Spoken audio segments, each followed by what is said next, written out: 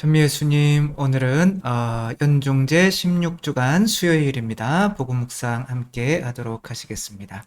성부와 성자와 성령의 이름으로 아멘. 오늘 복음은 그림을 보고 맞춰보세요. 무슨 비유 말씀이실까요?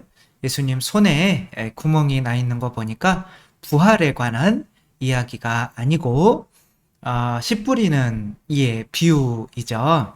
그러니까 오늘 씨 뿌리는 말씀은 굉장히 그 앞부분만 나와 있는데 사실 마테오 복음에서 씨 뿌리는 사람의 비유를 할 때는 조금 더 깊은 의미가 있기 때문에 전체적인 내용을 봐야 되죠.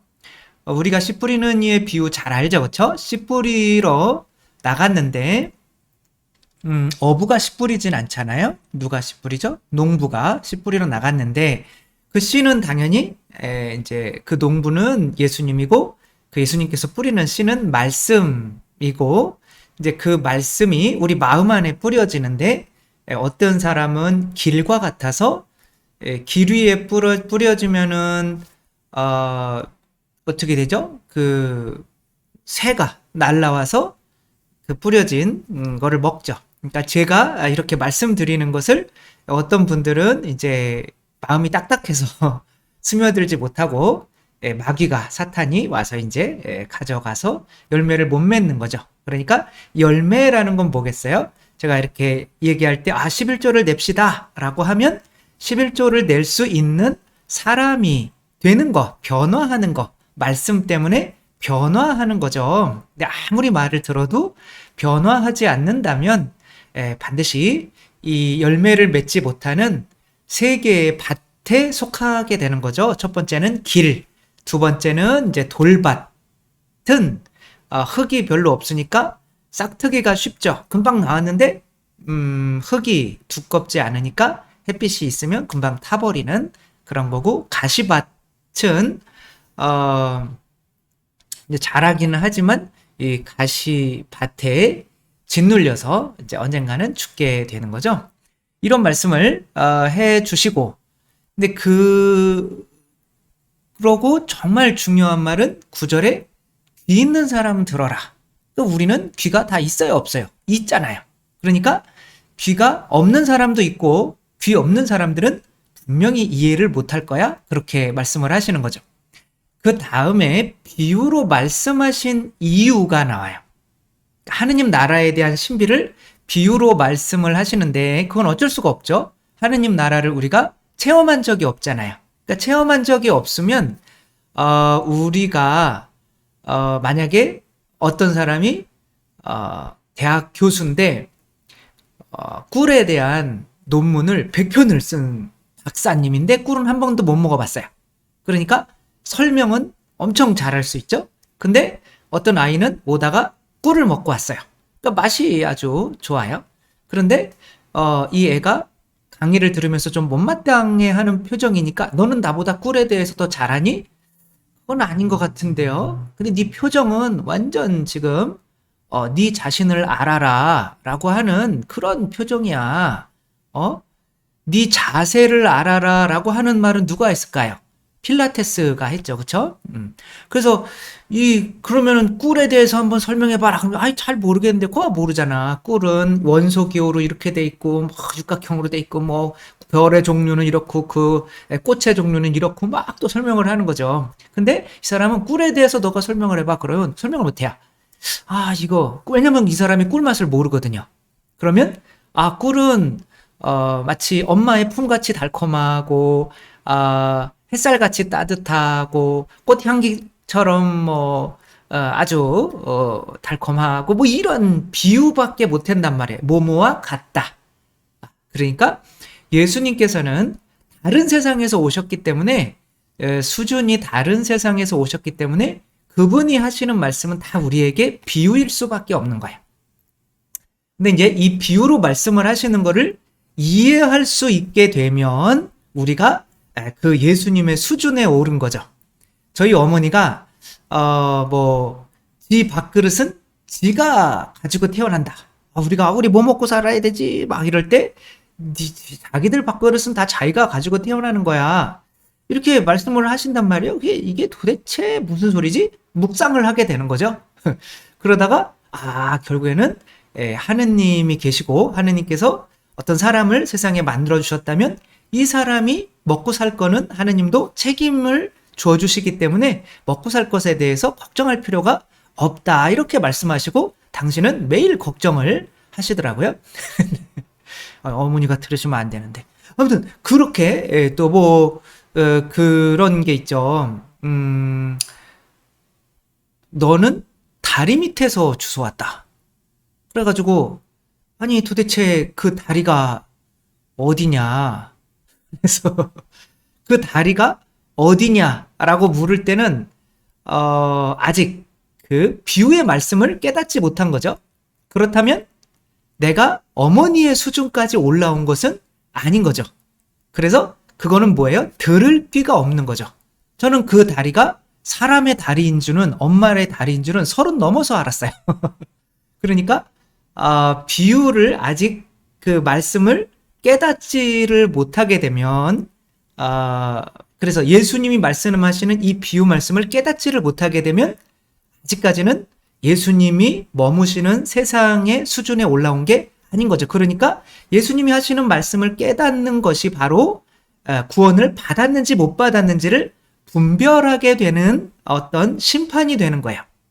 그래서 비유로 말씀하신 이유가 나오는 거예요. 그러니까 이 씨 뿌리는 사람의 비유가 하느님 나라에 대해서 중요한 거긴 하지만 더 중요한 거는 이렇게 비유로 말씀하시는 것을 알아들을 귀가 있는지 없는지가 중요한 거죠. 그래서 이사야 예언서대로 왜 비유로만 말씀을 하십니까? 그러니까 어차피 내가 너희들 수준이 다르기 때문에 너희들한테 꿀에 대해서 비유로밖에 설명을 할 수가 없어. 너희들은 먹어본 적이 없잖아. 그러나 이것을 이해하게 된다면 너희들도 꿀을 먹은 것과 같은 나와 같은 수준이 되는 거야 라고 하는 거죠. 따라서 이사야 예언서가 너희는 듣고 또 들어도 깨닫지 못하고 보고 또 보아도 알아보지 못하리라. 저 백성이 마음은 무디고 귀로는 제대로 듣지 못하여 눈을 감았기 때문이다. 그러니까 눈을 감은 거예요. 그들이. 이는 그들이 눈으로 보고 귀로 듣고 마음으로 깨닫고 돌아와서 내가 그들을 고쳐주는 일이 없게 하려는 것이다. 그러니까 하느님이 마치 그들을 구원시키지 않으려고 하시는 것처럼 말씀을 하시지만 실제로는 이 사람들이 구원을 받을 수 있는 준비가 안 돼 있는 거죠. 그래서 계속 보면 이제 그런 말씀을 하신 다음에 씨 뿌리는 사람의 비유를 이제 설명을 해주시는 거야. 그러니까 자 너희들은 구원받은 사람이야 이 말씀을 이해할 수 있잖아. 씨 뿌리는 사람은 나고 씨는 말씀이고 그 다음에 길에 뿌려지는 거는 이제 교만한 사람의 마음을 의미하는 거고 아예 내가 오라 11조 그런 거 내가 오라 뭐 성당 나오는 거 내가 오라 없어 그런 거 뭐 이런 거죠. 그쵸? 아예 뿌리를 내리지 못하는 거죠. 그 다음에 하느님 찬미합니다 그랬다가 어머 코로나가 발생했네. 그러면은 그 나가지 마라 이제 위험해. 성체형 하는 거 위험해. 야, 안 돼. 그냥 코로나 집에서 유튜브 보고 미사하니까 훨씬 좋네. 뭐 이런 사람들인 거죠. 그쵸? 막 세례 받을 땐 좋았다가 시간이 지나면 이렇게 되는 거. 그러니까 그런 모든 사람이 다 이 말씀에 따르면 아직은 구원에 이른 사람이 아니라는 거죠. 조금 더 설명을 해드리면 자세히 이제 이해를 하실 수 있을 것 같습니다. 그 다음에는 이제 가시밭에 뿌려진 것은 이제 가시밭은 바로 세상 걱정, 재물, 그러니까 길은 그러니까 11조 내라 그러니까 결국에는 저럴 줄 알았어. 그러면 나 성당 안 나가 돈 내라는데 결국에는 돈 벌려고 하는 거야. 뭐 이렇게 이제 안 나가게 되는 거죠. 그러니까 말씀의 씨가 뿌려져도 세속 육신 마귀를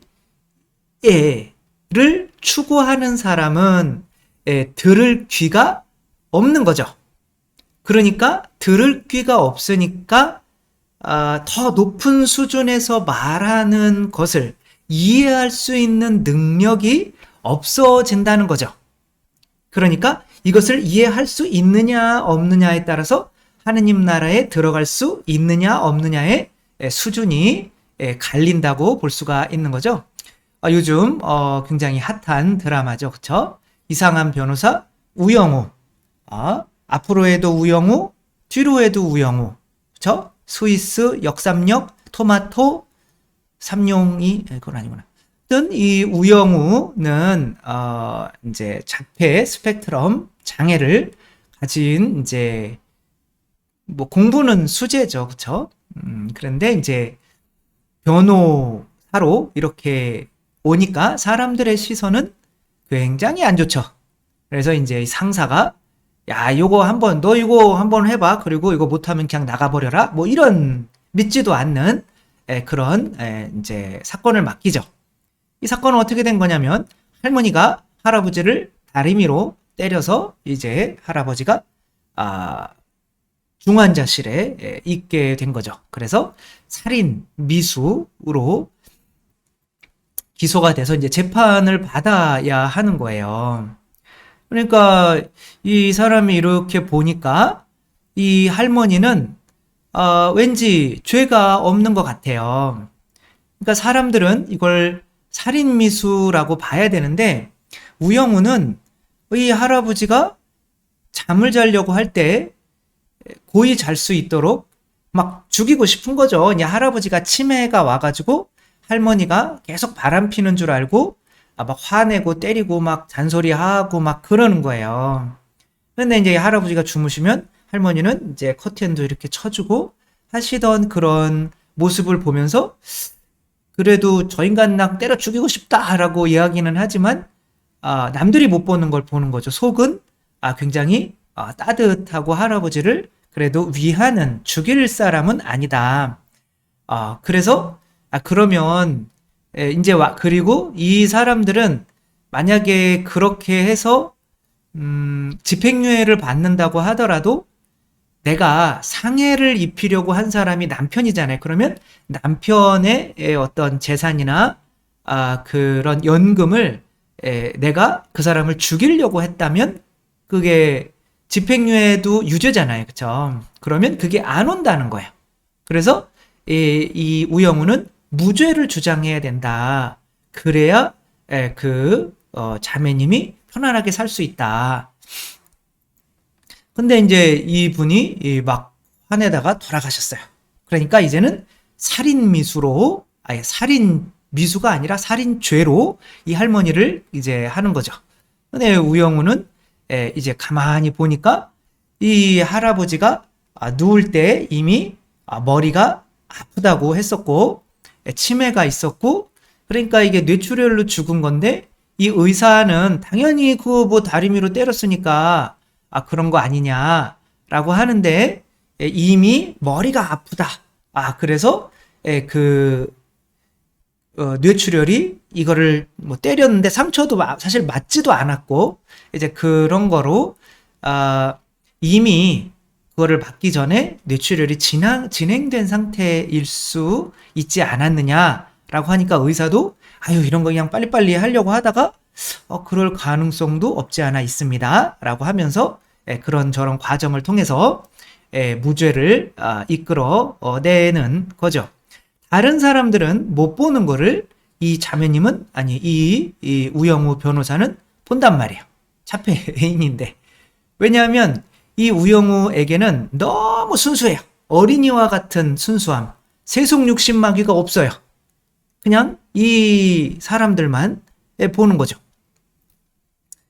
22톤짜리 여러분 맞춰보세요. 22톤짜리 향고래가 500kg짜리 대왕 오징어를 먹고 나서 6시간 만에 1.3kg가 되는 알을 낳았어요. 그러면 이 향고래의 몸무게는 얼마일까요? 모르겠죠, 그쵸? 그런데 중요한 것은 이 고래는 알을 낳지 않는다는 거죠. 새끼를 낳는다는 거죠. 그러니까 이거는 하나의 비유인데 이 사람은 뭐 옛날에 성철 스님인가 그쵸? 산은 산이요 물은 물이다. 근데 내가 어떤 돈에 찌들어 있다. 어떤 권력에 찌들어 있다. 내가 자존심에 찌들어 있다. 그러면 그것을 있는 그대로 바라보지를 못한다는 거죠. 그러니까 우영우는 이거를 꼬집고 있는 거예요. 지금 사람들은 그것을 있는 그대로 볼 수 있는 눈을 잃어버렸다. 이게 들을귀인 거죠. 그 들을귀를 가진 이 우영우는 바로 들을귀를 가졌는데, 여기서 신기한 거는 이 우영우가 먹는 밥이 있어요. 근데 뭐만 먹냐면 아빠가 해주는 김밥만 먹어요. 그러니까 이때 학교에서 뭐 이 자폐 스펙트럼이 있어서 이렇게 뭐 제대로 먹지도 못하고 아이들한테 홀씨당하고 하는 건데, 사실 사랑이라는 거는 밥으로 오는 거잖아요. 그리고 아빠가 만들어주는, 아빠가 이제 김밥 장사 하시는데, 이 김밥은 이렇게 그 안이 다 보이니까 이제 무슨 맛인지 다 확인하고 놀래지 않을 수 있는 거죠. 그렇게 먹는 건데, 저도 어머니가 다리 밑에서 주워왔다. 그래가지고 아니 그 다리가 어디냐, 어디에요? 이렇게 했더니 어머니가 안 가르쳐 줬어요. 근데 그 다리가 바로 어머니의 다리였구나. 그 비유를, 그 어머니가 하시는 거는 그냥 하시는 말씀인데 자식들이 들을 때는 비유인 거예요. 거까지 올라가려면 상당한 묵상이 필요한 거죠. 근데 계속 교만으로, 내가 길과 같아서 교만으로 내가 더 오라. 그러면은 어떻게 해요? 계속 그 상징의 의미를 깨닫지 못하고 다리만 찾아다니겠죠. 그쵸? 그러면 내가 엄마의 수준까지 올 수가 없는 건데, 이때 발생하는 게 뭐냐면 엄마의 사랑을 믿지 못하게 되는 거야. 그러면 뭐가 맛이 없어지는 거냐면 밥이 맛이 없어져요. 그래서 반찬 투정을 하게 되는 거죠. 그래서 라면만 막 주고 계실 때 그 라면을 먹기 싫어가지고 그러고 있을 때 어머니 아버지의 굳은 살을 본 거죠. 그 라면 한 끼를 주시기 위해서 밖에 나가서 그렇게 고생하는 굳은 살, 이게 하나의 비유인 거죠. 상징인 거죠. 그거를 이해하게 되면 어떻게 돼요? 그 부모님들에 대한 사랑이 증가하기 때문에 그분들이 주는 라면 하나라도 이분의 살과 피가 들어있구나 라고 하면서 너무 감사하게 먹을 수 있는 거죠. 이게 희한한 현상인 거죠. 그쵸? 제가 말씀드리려고 하는 거는 이제 본당에 와보니까 코로나라고 하는 것 때문에 거의 지금 뭐 그 코로나 이전에 나오시던 분들의 3분의 2 수준 밖에 나오고 있지 않은 거죠. 그래서 안 나오시는 분들에게 경고를 해야 될 거 아니에요. 그러니까 이렇게 하는 건데 그분들은 이것도 안 보실 거 아니에요. 그게 문제인 거죠. 어쨌거나 중요한 것은 내가 그리스도의 말씀, 그 비유를 깨닫고 있다는 증거는 바로 그분께서 우리에게 해주시는 양식 있죠. 그렇죠? 그게 바로 성체인 거죠. 그것의 맛이 늘어날 수밖에 없다는 거죠. 그러니까 내 살과 피를 먹고 마시지 않으면 너희는 영원한 생명을 얻을 수 없다. 결국에는 말씀을 이해해서 말씀의 전례가 성체 안의 전례로 이어지는 거잖아요. 내가 하느님께서 하신 말씀을 이해하게 되면 이 성체를 받으며 이 사람들처럼 눈물을 흘리지 않을 수가 없게 돼요. 왜? 하느님을 이해하게 되는 거니까. 말씀을 이해한다는 거는, 내가 어머니께서 하신 말씀을 이해하게 된다는 거는 어머니의 수준이 돼서 어머니가 나를 얼마나 많이 사랑하셨는지를 알게 되는 거죠. 그러면 어머니가 주시는 양식이 바로 당신의 살과 피라는 것을 이해하게 되고, 그것을 먹으면 그 엄마의 사랑이 생각나서 눈물을 흘리고, 정말 하나라도, 이 사람들은 어머니가 지금 안 계세요. 그러니까 그 어머니가 해주시던 음식을 셰프들이 그 맛 해준 거예요. 그러니까 이때 이 어머니께서 해주신 그 맛, 이것을 다시 한번 먹을 수만 있다면, 그러니까 이 음식 안에서 어머니의 사랑을 느끼게 되는 거죠. 바오로 사도도 성경을 문자적으로만 해석하고 있을 때는 교회를 어떻게 했어요? 박해하는 사람이었죠. 그러나 예수님을 만나고 하나니아스에게 안수를 받고 눈에서 비늘이 떨어졌을 때는 어떻게 됐어요?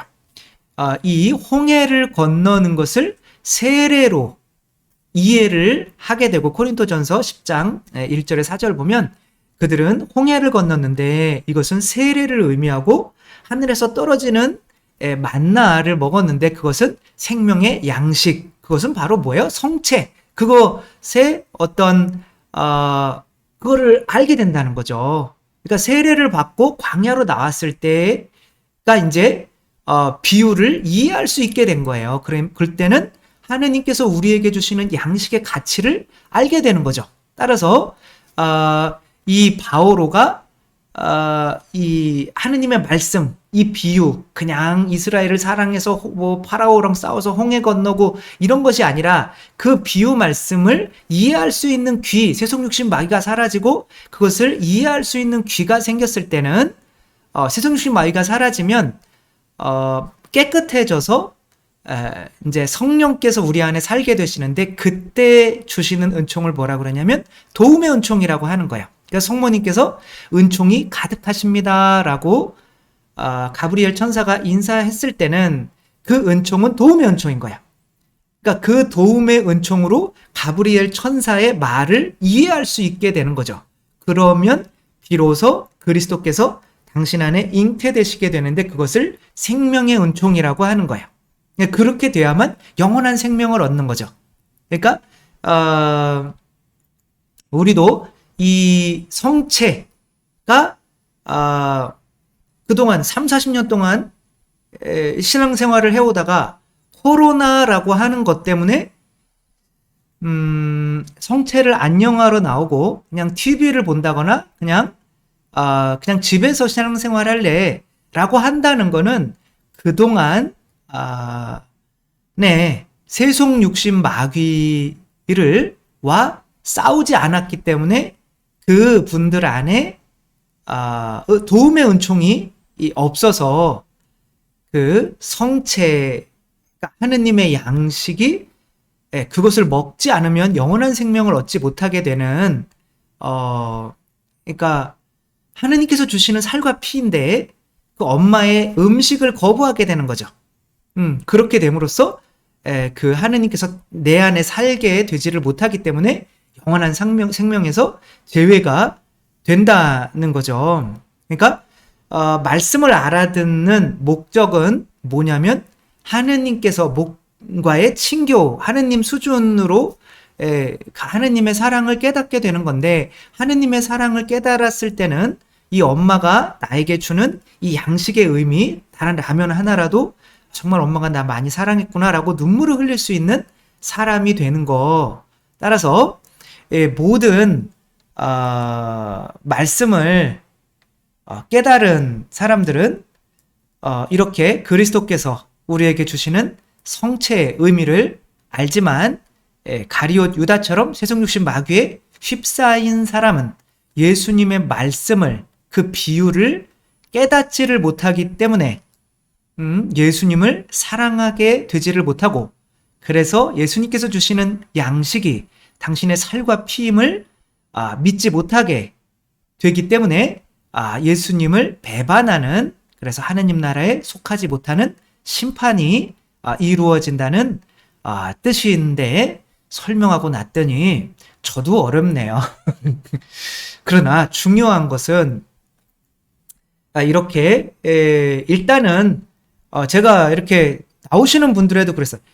성체 영하지 않으면 천당 가요, 지옥 가요 그러는데 성체 안 영해도 다 천당 가는 거 아니에요? 뭐 이런 식이에요. 거의 내 살과 피를 먹고 마시지 않으면 너희는 영원한 생명을 얻을 수 없다 라고 분명히 말씀을 하시는데도 거기까지 이해를 못해요.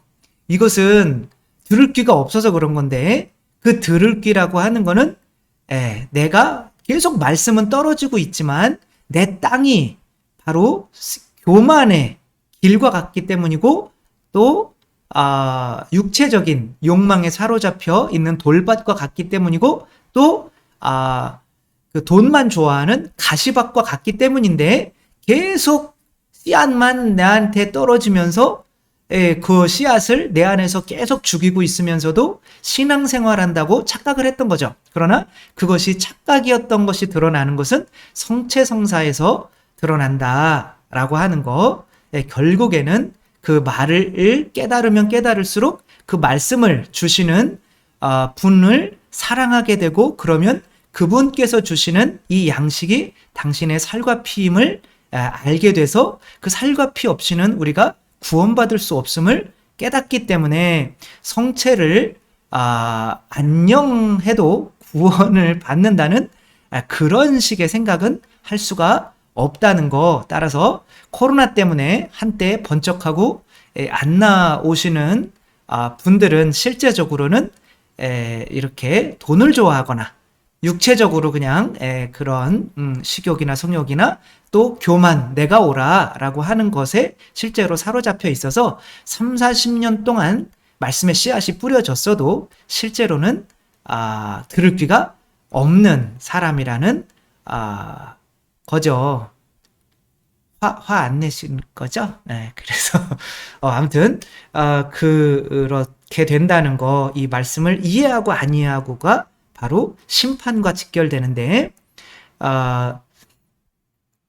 그 말씀을 해주시는 분의 수준까지 올라가면 이제 이해하면 올라가게 되는데, 그렇게 되면 그분을 사랑하게 되고 그분께서 우리를 그렇게 성장시키기 위해서 주셨던 양식이 없었으면, 그리고 그 양식 때문에 우리가 그렇게 성장했다는 것을 알게 되면 성체가 곧 구원이라는 거를까지 오게 된다는 거. 결국에 목적은 성체 성사에 있다는 거, 우리 말씀을 깨닫게 돼서 그렇게 되는 거죠. 적어도 30배, 60배, 100배. 성체 아니면 나는 죽음을 달라. 뭐 이 정도로 100배까지는 안 되더라도, 야, 성체 아니면 예수님이 구원 못 받는 데쓰니까 정말 코로나 때문에 성당 안 나가는 거는 말이 안 되는 거지 라고까지, 요 정도까지만이라도 돼야 된다 라고 하는 거. 그래서 우리가 해야 될 일은 우리가 말씀을 많이 듣는 게 중요한 것이 아니라 돈에 대한 욕심을 없애기 위해서 11조를 감사하게 낼 수 있고, 그쵸? 또 육체를 이기기 위해서 단식을 어느 정도 할 수 있고, 또 교만을 이기기 위해서 사람을 판단하는 일을 멈추는 연습을 열심히, 그리고 순종하는 연습을 열심히 하는 것이 바로 우리가 이 말씀을 이해하고 영원한 생명을 얻는 길이라는 거 잊지 않고 살았으면 좋겠습니다. 주님께서 여러분과 함께 전능하신 천주 성부와 성자와 성령께서는 여기 모인 모든 이에게 축복을 내리시어 길이 머물게 하소서. 주님과 함께 가서 복음을 전합시다. 하느님 감사합니다. 성부와 성자와 성령의 이름으로 아멘. 감사합니다. 사랑합니다.